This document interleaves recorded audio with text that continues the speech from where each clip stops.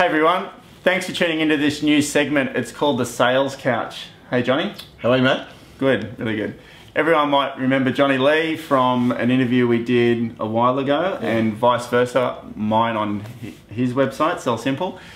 So we've decided to come together for a weekly segment that will cover the sales industry. Yeah, look, the Sales Couch started, I suppose, from Matt and I having numerous conversation about what is sales, what makes a great salesperson, not just in real estate or really selling anything, but across all industries. And one of the things we know is that the top salespeople tend to want to find out more information and want to get better. Yeah. So we thought we'd share some ideas, answer some questions, and I think also to interview some top people and really not just have a couple of quick questions, but let's delve deeper into some of the things that make salespeople tick and really make the industry tick. 100%. Bit of background in case people haven't seen yourself or myself. So you, Johnny? Yeah, look, for me, I started in direct selling. So that's, for those who aren't completely familiar, that's door-to-door selling, I suppose, is a not as nice way to put it.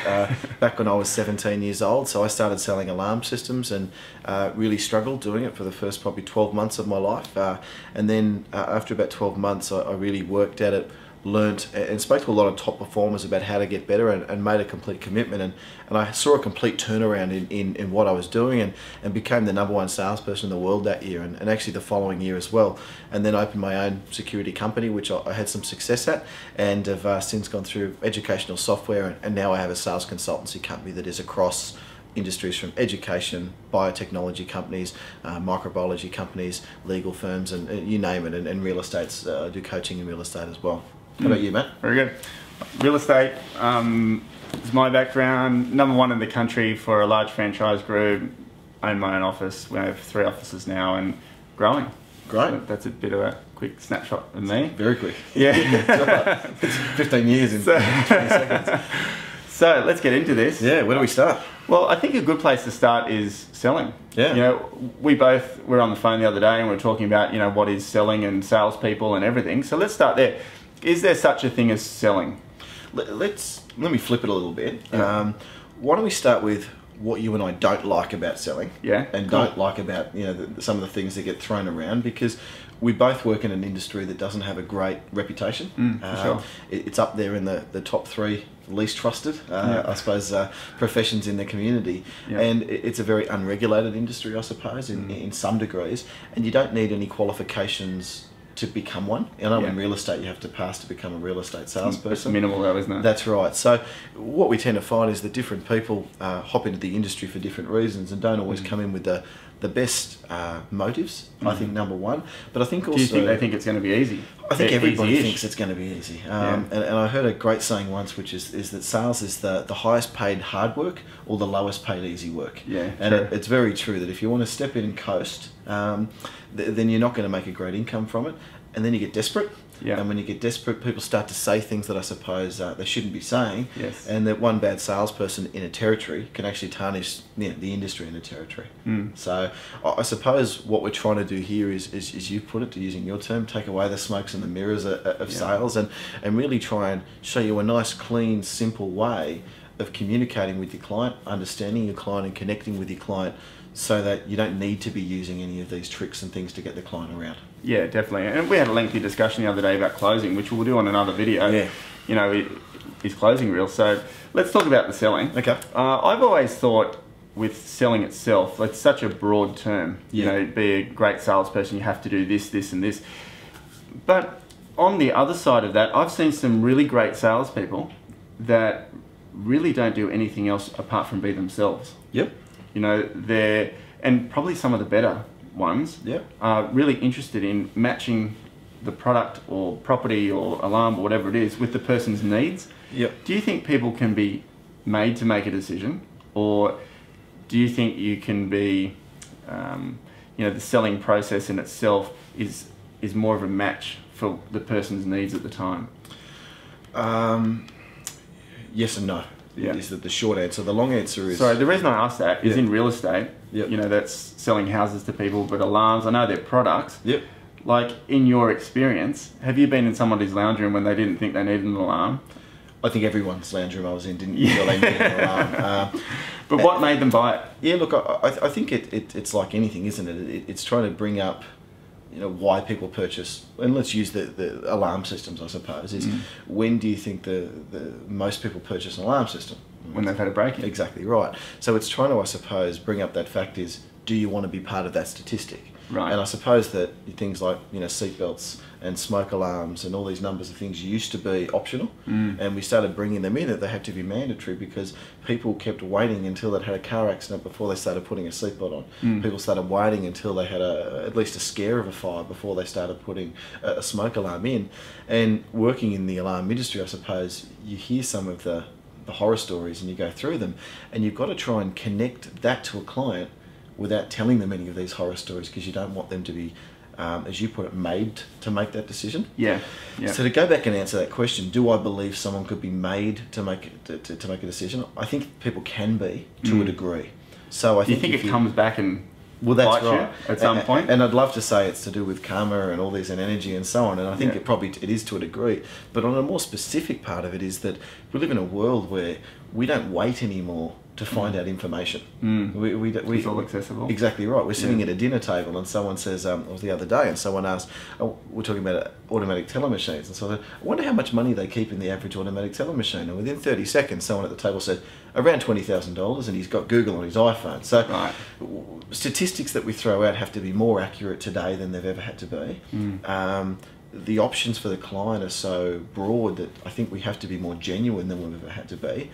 But I think consistently, and I know you've been in the industry for 15 years, is that right? I've been doing it since I was 17, so I've been going for 13 years now. To me, this is a career I want to be in for the rest of my life. I'm not here to get myself into something else. I think it's a really ethical industry done properly. I think it can be a lucrative industry done properly. And rewarding as well. Rewarding, and I enjoy what I'm doing. So I think that long term you'll be found out by whether it be people you work with, your competitors, or the clients will be found out that you can't make someone do it. Which I suppose brings back to, have you had experience with those types of people? Yeah, for sure. I mean, I think people feel if an agent or a salesperson is getting pushy, and you can sort of push them into a, not that we do business that way, but I've seen it many times that you can get people can get pushy, and they might make a decision, but usually they'll change their mind, and that's why I'm more interested, like in real estate, for instance, finding that right house for somebody. It seems to just come together. So I see selling as all the work done prior. So the prospecting, the finding the listing, nurturing the buyers, the pool of buyers. I'll relate it to real estate for a minute. They're matching the person with the right house, rather than thinking, I've got a house, I've just got to go and try and find anybody to buy this house and see if they'll make an offer at any price. I heard a saying in real estate recently that get the buyer to marry the property, and the price will take care of itself. And that's a really good analogy of the way I see selling. Look, two things I pick up on there. I suppose, number one, I've always said that a pushy salesperson is an unskilled salesperson. And by that I mean it's somebody who, it's like anything in sport, you see a team that can't match the other team, so what do they tend to do? They get aggressive and try and work it out. Arguments are finished with violence if they can't, be worked out mentally, I suppose. And I think selling's the same thing. That you see someone selling cars or selling insurance or a telemarketer, if they don't know how to connect with a client, then I suppose it's the animal instinct in us, or the caveman, I suppose, that goes back and says, well, hey, I've got to push this, I've got to make this happen, And we start thinking about our reasons of why we need to sell this. We start thinking about the commission or our wage, or am I going to lose my job? Am I going to hit my bonus? And we stop thinking about the client, and that's the important one. And that's where a lot of salespeople coming into the industry is sales is very much built up to be about money and recognition and reward and all these numbers of things. So we become very self-obsessed with it. And selling at a top level has to be really selfless, because it has to be 100% about the client. So whether you read Les Giblin, who wrote a small book called Skills with People, which is almost like the Bible to me of selling it, because it's about communication, not about selling. Even Dale Carnegie talks about how to win friends and influence people, which is getting rid of I, me, my, and talking about the client and you and your and so on. You've got to make it about them. Right. Okay, because I saw a statistic once that said that people are 10,000 times more interested in themselves than they are in you. Okay, now, if you put that into reality and you really think about how you should start putting your presentation together, it'd be very different to probably how you're doing it at the moment. Yes. You cut out all of your anecdotes about how you used to do this, and you cut out all those numbers of things, and you'd Yes. work out that being an expert doesn't mean talking yourself up. Being an expert means just... More about informing? Yeah, and delivering, I suppose, and being an expert and connecting with that client and connecting on a deeper level, I suppose. Now, that brings me back, and I hope I'm not taking too much of this. No, I'm going to lead into something here because you've just hit it on the head, I think. When you said that before about marrying the right property and then the price looks after itself, that to me talks about value. And I'm very big on, when I do my training and my coaching, delivering value, not price. But I think when you're selling a home, it's then very easy, and we'll stick with homes for the second, to fall back into, well, that wasn't the right home for the client. When a lot of times I think a lot of people are going past the right home because they weren't connected there. Yes. And you've got to remember that that agent connects them there a lot. I was going to say as well, do you think the agent service levels helps because they feel easy, they feel... 1,000,000%. Yeah, relationship is so important, and I guess like anything really, you know, even cars or whatever it may be. That I've been into car yards, and we're probably digressing for a second, but a little while ago, maybe a year or two ago, we were genuinely looking for a car for my wife, and we walked into this place. The guy just said, "Oh, look around, there's a brochure, there's a card, away you go." Yep.